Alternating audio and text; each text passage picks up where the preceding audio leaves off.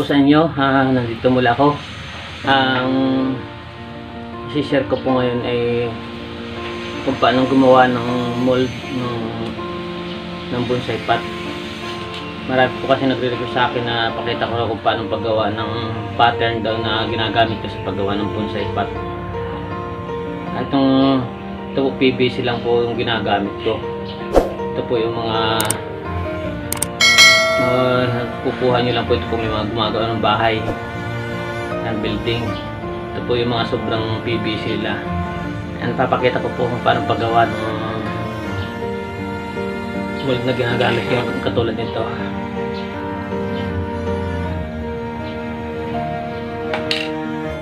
Susukatin ko muna po siya. Putulin ko itong kanto masyadong mahaba.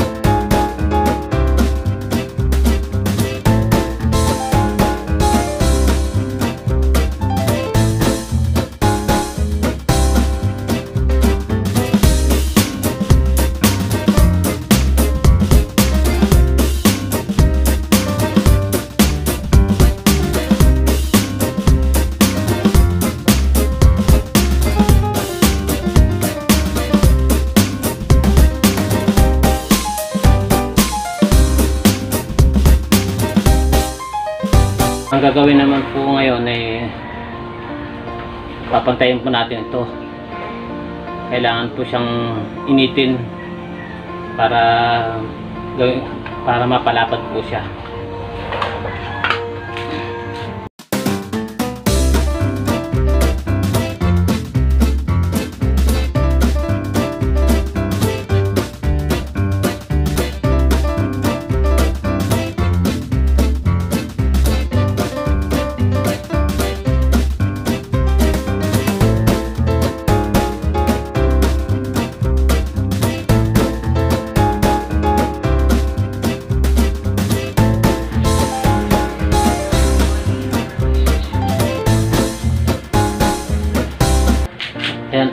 Ayan po, initin ko na po ito dito sa apoy para lumambot po siya. May bantay pa akong alaga ko.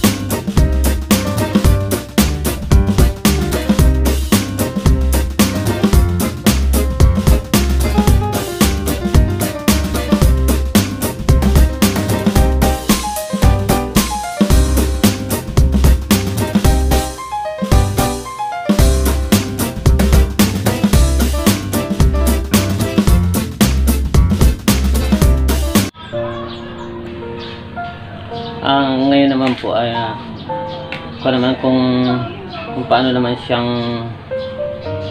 lagyan ng design. Yung mga beginners po, siyempre mahirap po ito pag gagawa kayo ng design dito, hindi niya alam kung paano.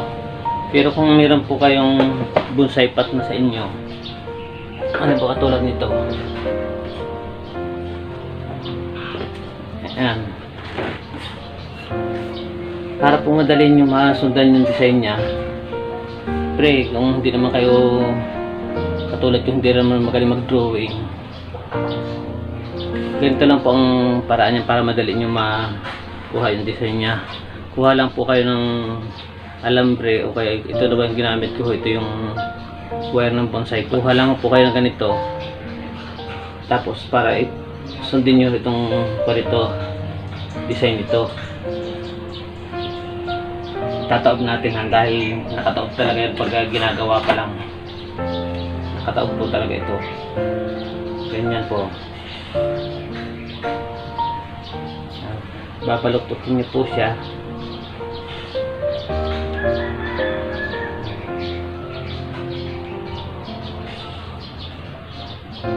Babaluktutin.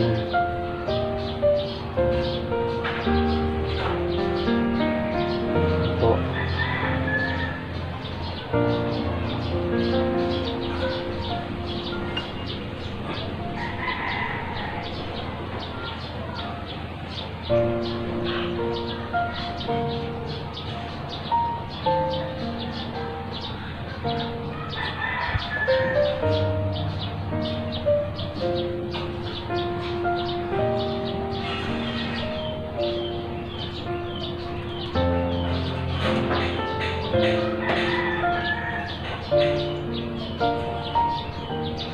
Yan po, nakuha nyo na yung design nya. Yan po yan.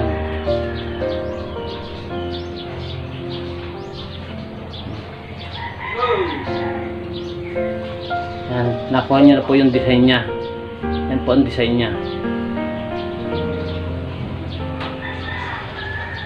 Gawin nyo, pwede nyo po itong i-drawing muna sa papel para mapaganda nyo yung design mismo nya.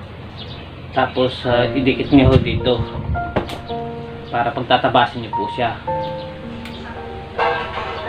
Ayan. Didikit nyo dito yung papel. Pero ako ho kasi pwede ko na i-direct ito dito. Papagandahin na lang ang kanya. Ayan. Ito ang giging design nya. Nakaganyan po siya. Nakuha na po yung design nito. Ay, yan po, nakuha na natin yung design nya. Guguhit po natin siya rito para tatabasin po natin siya. Kailangan medyo nakaangat ho yan. Sukatin nyo ho dun sa gagamitin yung pattern na tiles. So kung plywood man siya, kung gano'n siya kapal. Ganyan po. Yan. Okay, ganyan po siya. Hindi siya nakasagad sa baba dahil tatabasin ho mamaya dito eh. Pagbabaligtarin ho natin yan. Yan yung design ng paso. Yan po, nilapit ko lang para makita nyo ng ayos. Kailangan mag-uumpisa kayo. Bali, susukatin yung kapal ng tiles na gagamitin nyo. Okay, yung plywood.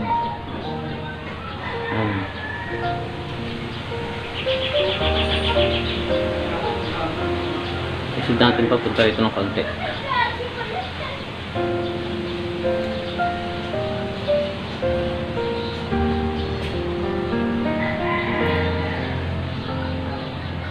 Ako po kasi pag gumagawa ng ganito, kabilaan eh. Para sa buhangin niya, dito ko na rin sa kabila ginagawa. Kaya lang para masundan niyo po, magkaiba ho ang gagamitin ko ngayon.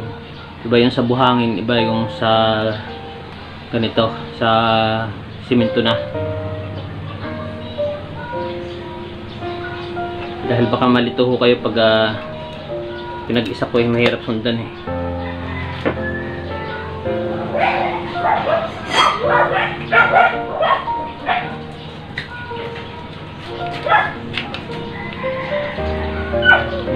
Ganito lang po eh, guguhitan nyo lang po siya yung pinakang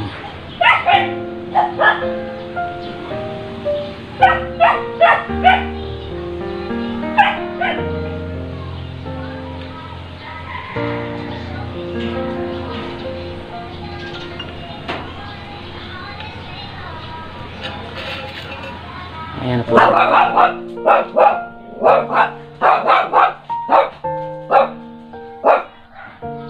Ito na po siya, medyo ayusin ko na lang po dahil yung mga kanto niya hindi patulis eh. Medyo ayusin ko na lang po siya.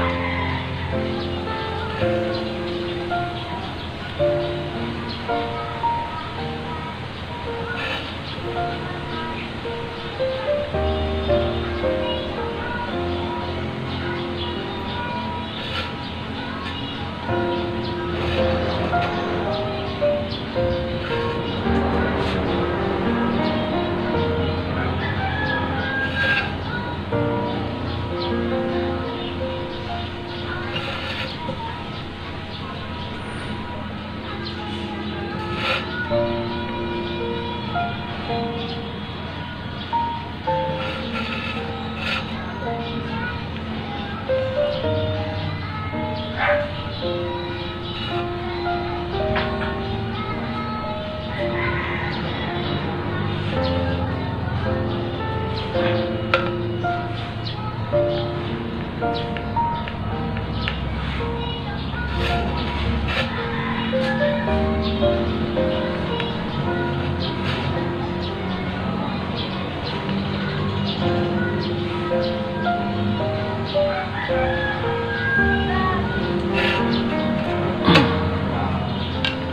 po, tatabasin ko na po siya ngayon.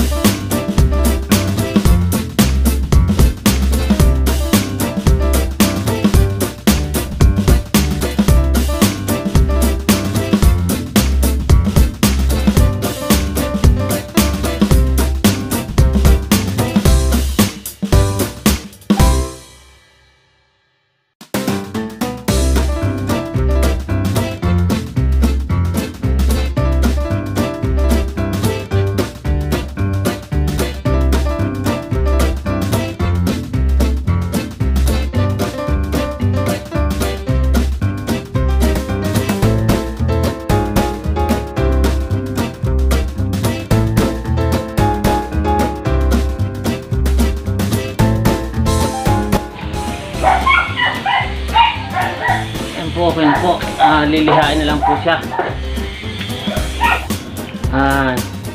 Yan po, itutuloy ko po yung ginagawa ko kahapon. Hindi po natuloy, umulan po kasi kahapon kaya hinto ko muna. Ito po nagawa ko na yung isa yung para sa buhangin. Gagawin ko naman po ngayon itong para sa ito na yung para sa simento pala ito. Nagawa kong una. Kasi ito naman yung gagawin ko yung para sa buhangin naman po.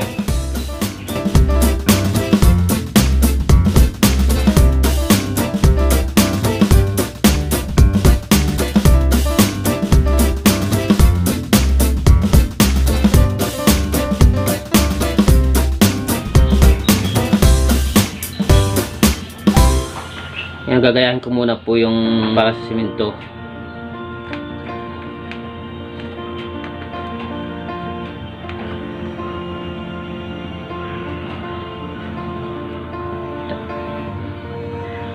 Hanggang dito lang po yan dahil ito yung kapal ng tiles eh.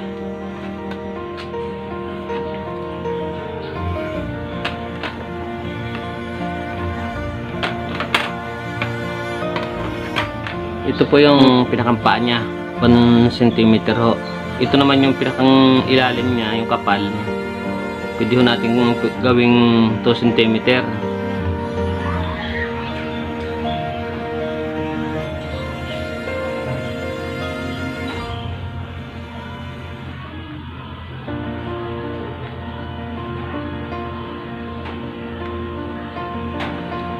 Hindi naman ho masyadong saktuhan yan eh.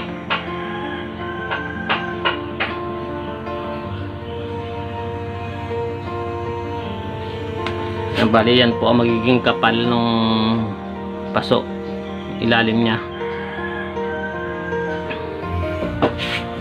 Kaya dito po ako, bali yung para sa buhangin, hanggang dito lang po siya, ganito lang po siya kataas.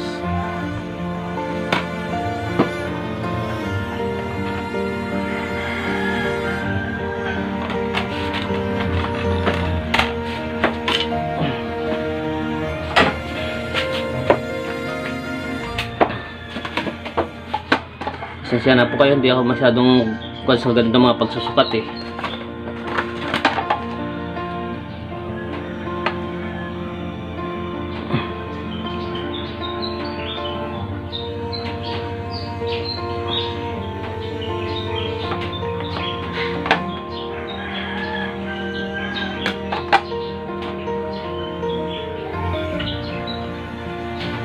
Intindihin nyo na lang po na yan, ito po yung pinakang yung paa niya eh. Yan, ito naman yung kapal ng ilalim ng paso niya. Pwede ho naman mas manipis pa ng kaunti rito. Kaya yung para ho sa buhangin, hanggang dito lang siya.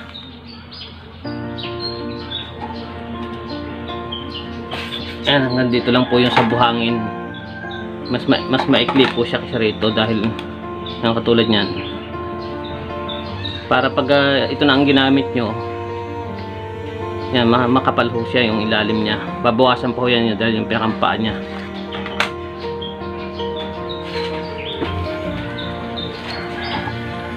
Tapos ito po, itong para sa buhangin.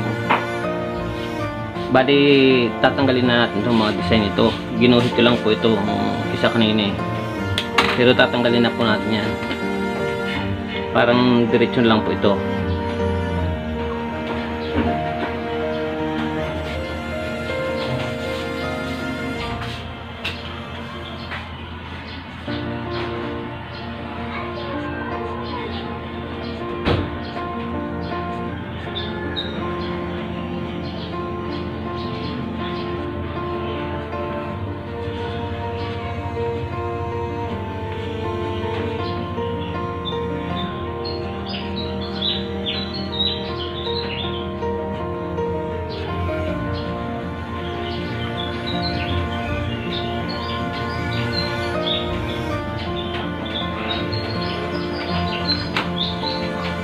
Yan po ang magiging itsura na sa buhangin niya.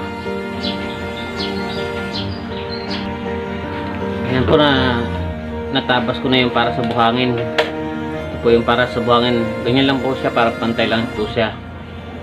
Wala siya mga design dahil para sa buhangin lang po ito. Magiging ganyan po ang ganyan.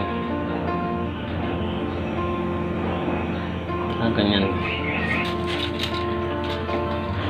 Yan, dito na po tayo magbabawas. Ito yung sa kapal ng tiles ito. Bali 1 cm lang ang ibabawas natin dito.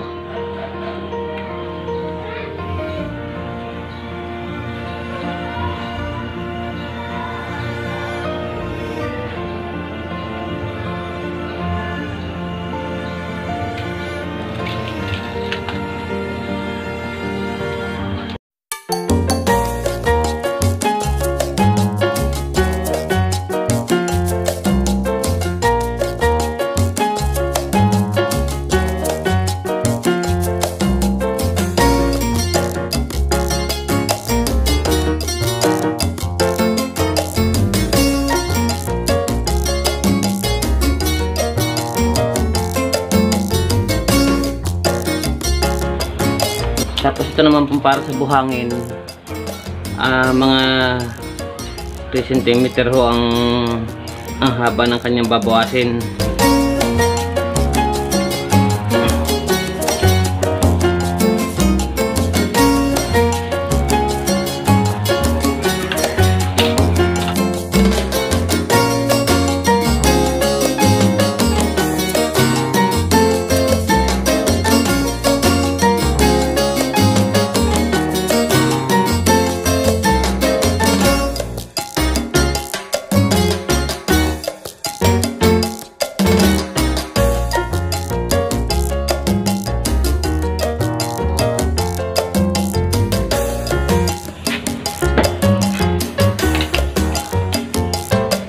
Yan naman po, kaya ito naman po, kaya mas mahaba itong bawas rito. Okay lang po.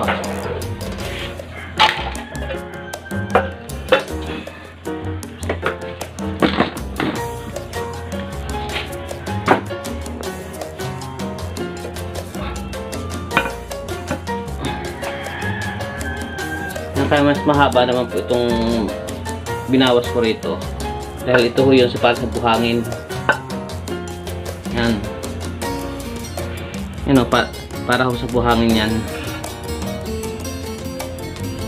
Para yung buhangin ho niya hanggang dito lang. Tapos itong para ho naman sa simento. Yan. Para may kapal ho siya. Yan, pinakang maging kapal niya. May design po yan, kaya may design pa ho yan. Kaya parang malapad lang tingnan yung kapal niya, pero may design pa po kasi siya eh. Bali ito lang ho magiging kapal niya eh. Yan lang magiging kapal niya. May design lang po kasi siya, kaya ganyan. Yan lang po yan. Ito ang magiging kapal niya, itong na to. Yan. Tapos itong ilalim naman, itong kapal niya. Kaya lang may babawasan pa ho kasi yung pinakampaan niya eh. Kaya ito lang ang magiging kapal niya, itong sukat na to. Umpisa rito.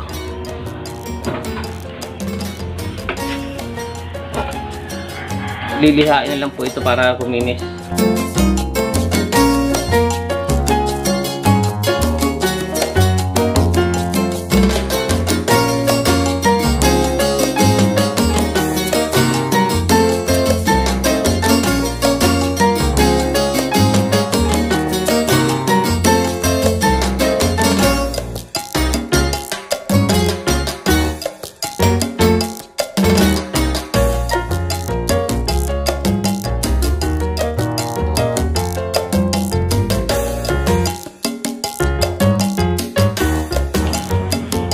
Po, makinis na siya.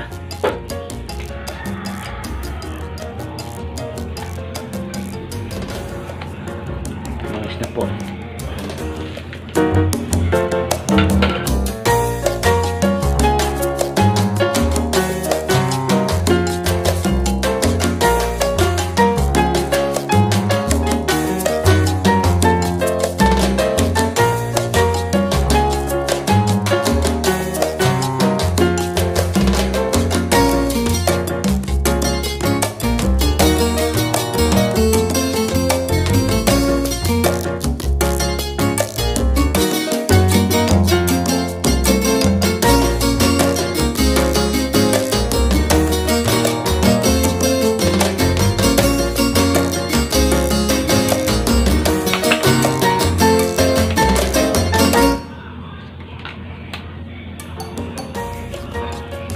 Okay na po siya. Yung pagkakabit na naman po nito. Ito po kasi may gawaan ako rito. Kailang isa lang po kasi siyang dapat dalawang ganito ito. Magkadikit dapat ng ganito eh, para hindi siya gigiwang. Kailangan gagawa po kayo ng ganito eh. Ito. Depende ho sa inyo kung kaya nyo gawin ng kahoy lang. Pwede naman po siya. Dapat nakakapantay din po siya sa ilalim na ganon. Kaya po ito diretso yung butas niya. Dahil ina-adjust po ito eh.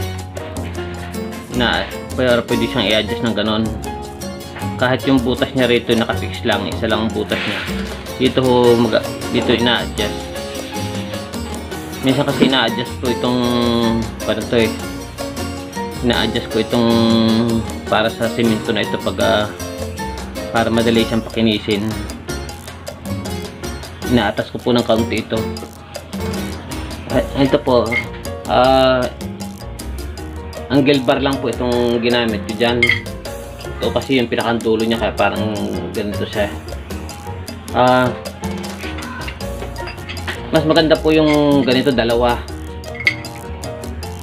Kaya lang medyo matagal ho kasing gawin to. Kailangan ng cutting disc.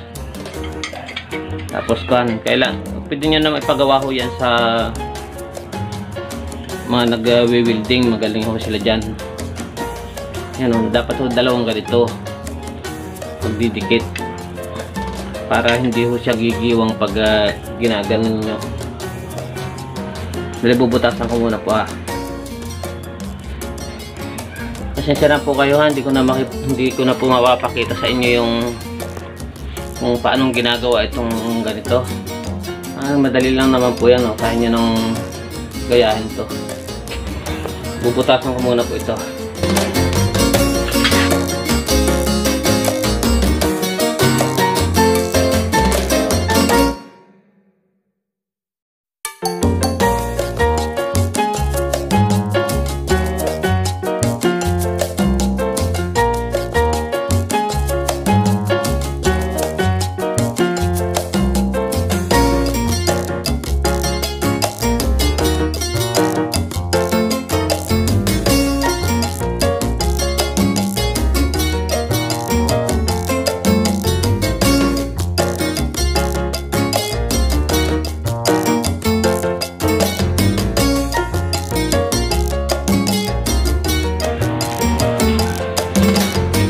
Ito naman po sa buhangin ang bubutasan natin.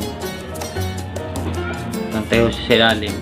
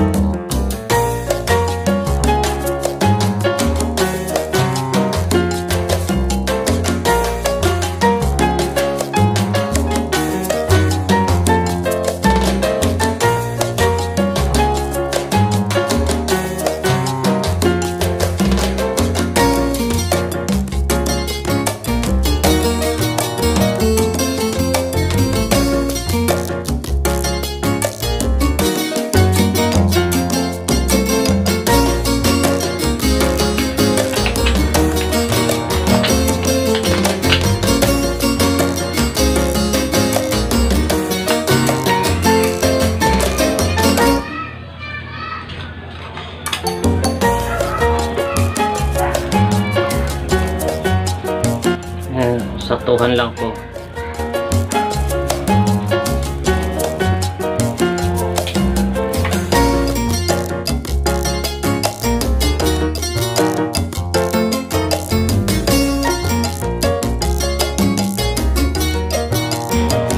Yan. Ito naman po yung para sa buhangin. Yung kung titingin nyo, parang sobrang makapal ho siya. Hindi po, dahil may design po yung pinakataas pa ng bonsai pot ano. Yan, ito po yung para sa buhangin niya.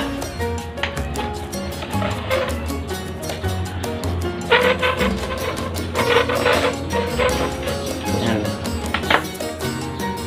Ito muna akong gagamitin nyo para sa buhangin. Pag nabuo nyo ang buhangin, sa kanya papagtan ng ganito. Yung isa.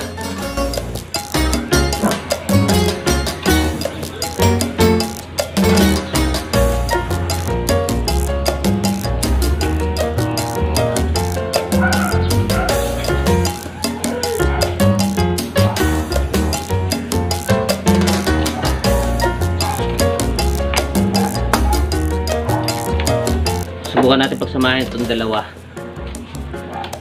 para makita nyo yung kapal niya.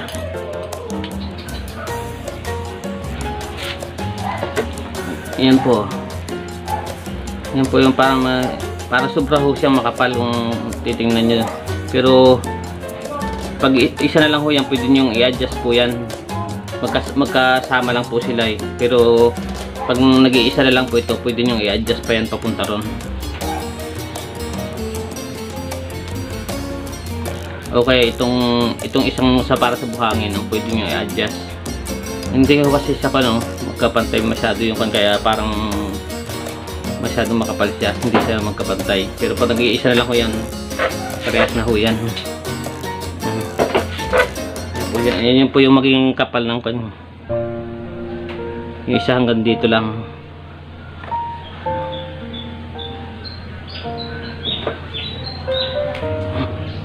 Yan po, okay na po. Napakita ko na po sa inyo kung paano paggawa nito.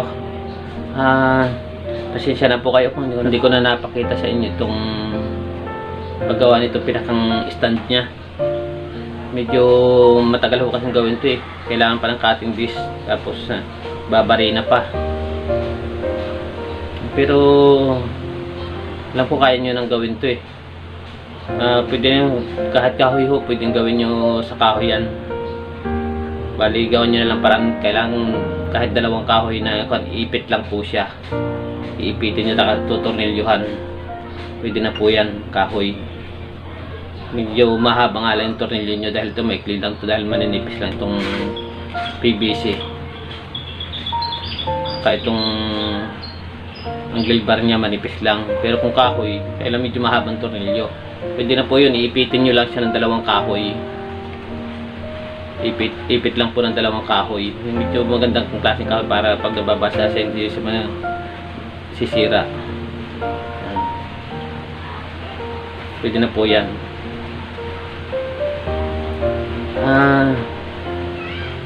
Maraming salamat at sana muli pong nakatulong sa inyo itong sinare ko ngayon. Sa marami po kasi nagre-request sa akin dati na ipakita ko daw kung paano ang paggawa nito. Kaya kahit medyo matagal, pinagtyagaan ko kung maipakita sa inyo para pasensya na ho kayo kung hindi ko kabisado yung mga pagsusukat-sukat. Pasensya na ho kayo. Pag ako kasi gumagawa, lang yan eh. Wala nang sukat-sukat, tansyahan lang ho yan eh. Muli, sa mga hindi pa po nakapag-subscribe sa aking YouTube channel, paki-subscribe po para sa mga ganitong isinishare ko yung mapanood nyo po.